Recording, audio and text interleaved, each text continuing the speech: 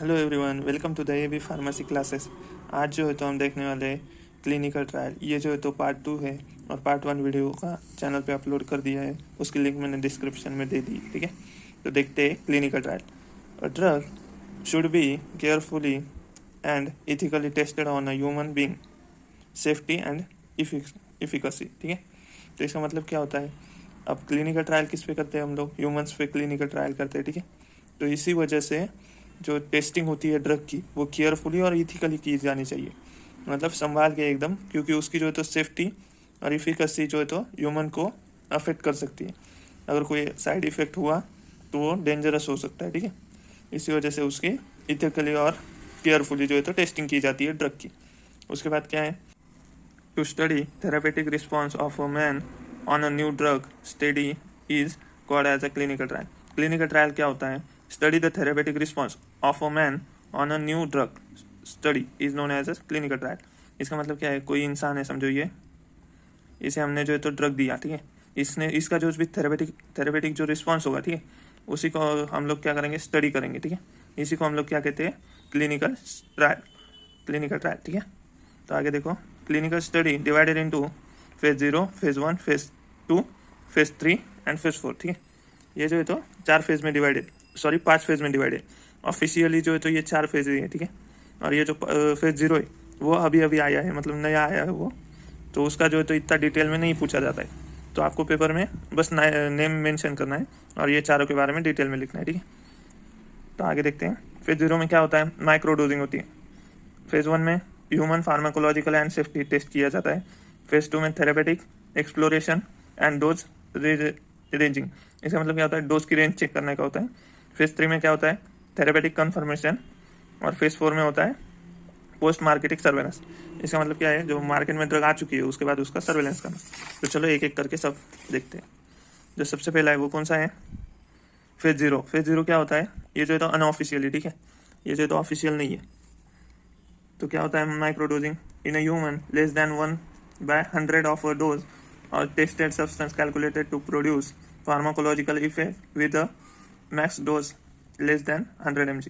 इसका मतलब क्या होता है? हम कोई भी इंसान है उसको क्या कहते हैं? ये इंसान है समझो, तो इसको हम लोग क्या करेंगे? डोज देंगे। अगर 100 mg देना था तो हम उसका 1 ही mg देंगे, उसके बदले क्या करेंगे? 1 mg दे के चेक करेंगे उसका जो तो फार्माकोलॉजिकल एक्शन। ठीक है, और उसका जो एक्शन प्रोड्यूस होगा उसे हम लोग चेक करेंगे, उसकी वजह से ये माइक्रोडोजिंग होता है। ठीक है, ये जो ऑब्टेन द फार्माकोकाइनेटिक डाटा, इसके अंदर क्या पता चलता है? एब्जॉर्प्शन, डिस्ट्रीब्यूशन, मेटाबॉलिज्म, एक्सक्रीशन पता चलता है। ठीक है, ये इतना इंपॉर्टेंट नहीं है। ठीक है, ये अगर आपको पेपर में लिखना है तो लिख के आना, नहीं तो ये फेज 0 का बस मेंशन भी कर दिया तो भी हो जाएगा। वीडियो अच्छी लग रही होगी तो लाइक, शेयर और सब्सक्राइब कर लेना।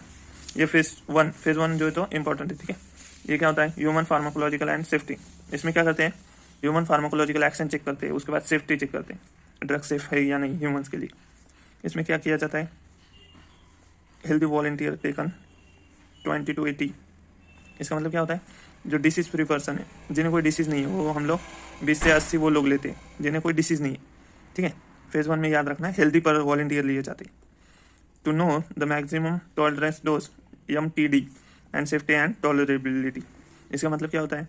यहाँ पे एक इंसान, हेल्दी इंसान जो है, ये हेल्दी इंसान है, इसे हम लोग कितना मैक्सिमम डोज दे सकते हैं? जो मैक्सिमम डोज की लिमिट होती है उसी को हम लोग क्या कहते हैं? Maximum tolerable dose. तो हम लोग यहाँ पे वो चेक करते हैं। उसके बाद सेफ्टी चेक करते हैं, ये ड्रग अगर सेफ है तो आगे ट्रायल करेंगे, नहीं तो यही पे जो है तो ब्लॉक कर दिया जाएगा। ठीक है, अगला जो है तो फेज 2। फेज 2 में क्या किया जाता है? 100 to 500 पेशेंट आर टेकन। इसमें क्या किया जाता है? पेशेंट लिए जाते हैं। अब हमारा ड्रग टेस्ट करनी है तो उसके जो पेशेंट होंगे उन पर जो है तो 100 से 500 पेशेंट लिए जाएंगे और उन पर ड्रग टेस्ट की जाएगी। ठीक है, और फेज 1 में क्या हो रहा था? हेल्दी वॉलंटियर लिए जा रहे थे। ठीक है, और यहाँ पे जो है तो पेशेंट लिए जा रहे हैं। To establish therapeutic efficacy, dose ranging and ceiling effect in a control. इसका मतलब क्या होता है? थेरेपेटिक इफिकेसी चेक करते हैं। अगर कोई इंसान है, समझो ये इंसान है, इसको हमने डोज दिया, ये डिसीज वाला है, इसके अंदर अगर रिकवरी होती, ये अगर ठीक होने लग जाता है तो उसका मतलब क्या होगा? थेरेपेटिक इफिकेसी आ रही है, जो ड्रग है वो यूजफुल है। और डोज रेंजिंग मतलब क्या होता है? कितना डोज देने पे थेरेपेटिक इफेक्ट आ रहा है हमें, मतलब 10 mg पे आ रहा है या 20 mg पे आ रहा है। जो हमारा ये डोज का रेंज होता है उसी को हम लोग क्या कहते हैं? Dose ranging. और सीलिंग इफेक्ट क्या होता है? जो डोज होता है वो एक लिमिट के टाइम पे, मतलब क्या होता है? मैक्सिमम डोज जो है तो हमने दे दिया है, उसी को हम लोग क्या कहते हैं? Ceiling effect. आगे जो है तो फेज 3।